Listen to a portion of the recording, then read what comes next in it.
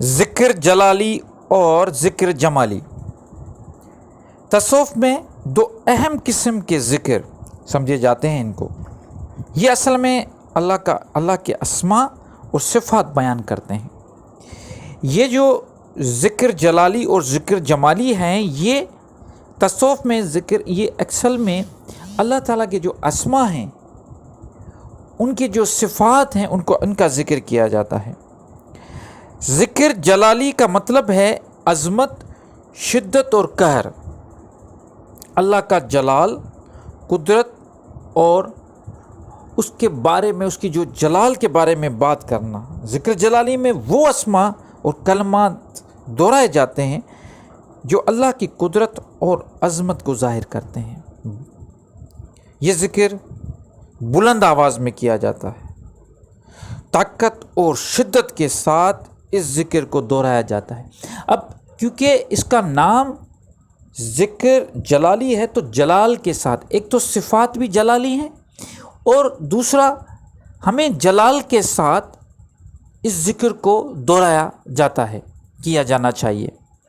کیونکہ جیسے ہی جلال کے ساتھ ذکر کیا جائے گا تو اس کا جو ٹارگیٹ ہے، اس کا ٹارگیٹ یہ ہے کہ یہ ایک تو انسان کا جو نفس ہے، نفس میں جو غلبہ ہے نفس کا انسان پہ، اس کو ختم کرتا ہے۔ اس کا یہ سب سے بڑا ٹارگیٹ یہی ہے کہ وہ نفس جو ہے اس پہ کنٹرول کرتا ہے، اور دوسرا اللہ کی جو عظمت ہے اس کا احساس دلاتا ہے۔ دو چیزیں ہیں، ایک تو یہ ہے کہ آپ کے نفس پہ کنٹرول آئے گا، دوسرا اللہ کی جو بڑائی ہے اس کا احساس دلائے گا، آپ کے اندر کی سستی ختم کرے گا۔ یہ بڑی امپورٹنٹ جو ہے اس کا ایک پہلو ہے کہ کیونکہ یہ بہت بلند آواز میں کیا جاتا ہے، تو جو چیز بلند آواز میں آپ کرتے رہتے ہیں، دہراتے رہتے ہیں، تو اس میں ایک جسم میں ایک انرجی پیدا ہو جاتی ہے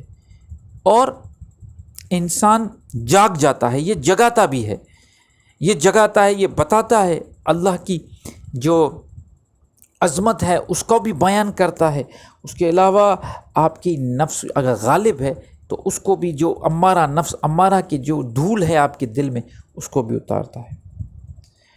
مثال کے طور پہ اس میں یا قہار، یا جبار، اللہ اکبر، اب یہ اسم جلالی ہیں، تو یہ یا قہار، یا جبار، اللہ اکبر۔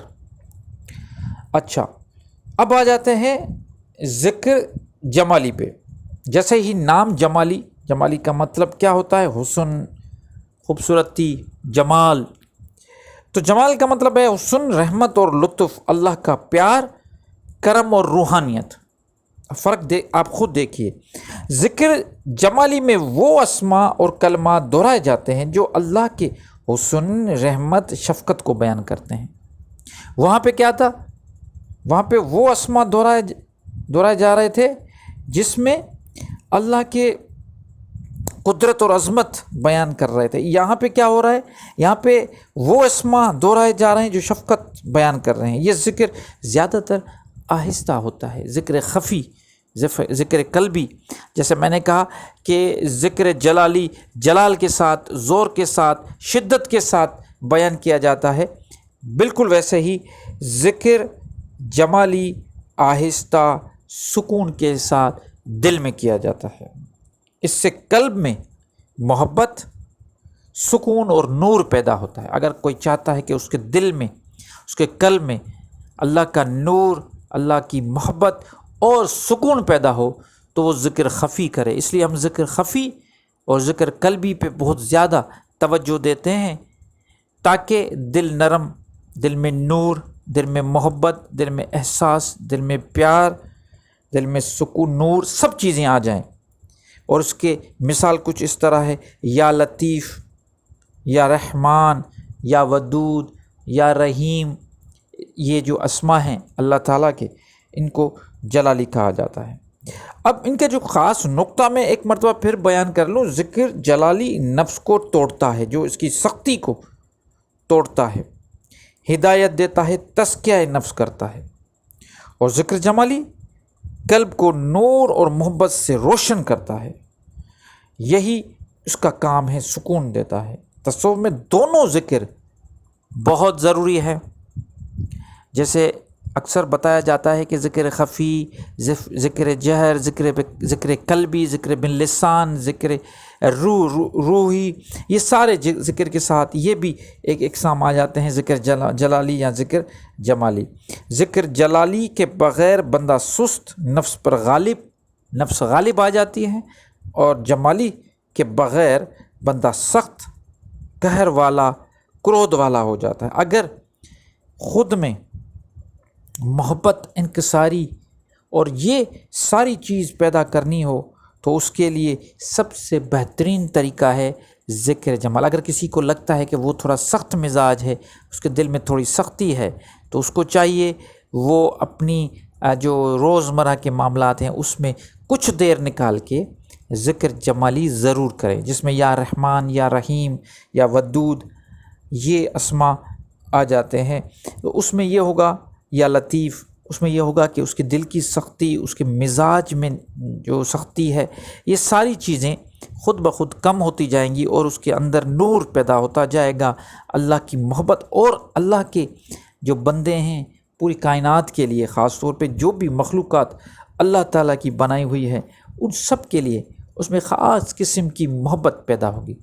یہی وجہ ہے کہ آپ نے صوفیاء اکرام سے اگر آپ کی ملاقات ہوئی ہو تو آپ نے یا آپ نے پڑھا ہوگا، تو کیا ہوتا ہے کہ وہ جو اللہ کے ولی ہوتے ہیں، اللہ کے دوست ہوتے ہیں، جو اللہ کے بندے ہوتے ہیں، وہ آپ کو بڑے نرم مزاج لگتے ہیں، انکساری والے لگتے ہیں، ان میں ایک خاص قسم کی ایک نرمی ہوتی ہے، ان کے لہجے میں محبت ہوتی ہے، ان سے ملنے کو بار بار دل کرتا ہے۔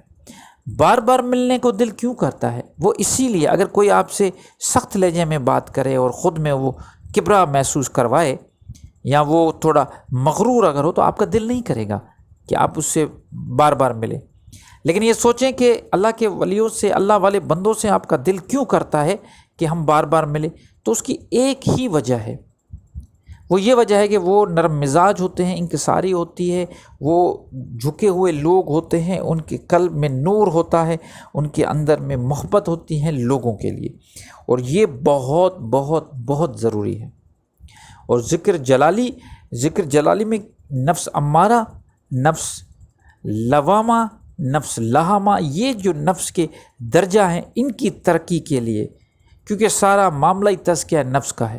اللہ تعالیٰ قرآن میں تزکیہ نفس کے بارے میں بہت تاکید کرتے ہیں، فرماتے ہیں کہ اپنا تزکیہ نفس کرنا ہے، اور وہی کامیاب ہو گئے جنہوں نے اپنا تزکیہ نفس کیا، جو پاک ہو گئے۔ تو ذکر جلالی اس لیے کیا جاتا ہے، ایک تو خود کو پاک کرنا ہے، اور دوسرا اللہ کی جو بڑائی ہے وہ بیان کرنی ہے، قدرت